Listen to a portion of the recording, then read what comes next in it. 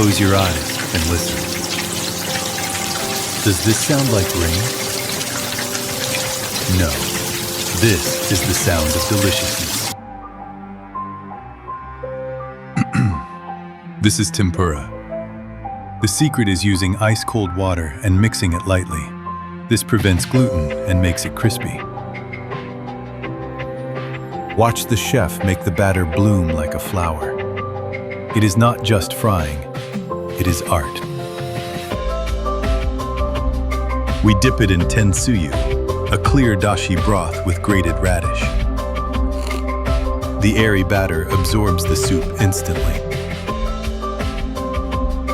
Light, airy, and crispy. Experience the sound of tempura in Tokyo. Did this make you hungry? Hit that like button and subscribe for more Japanese food adventures. See you in the next video.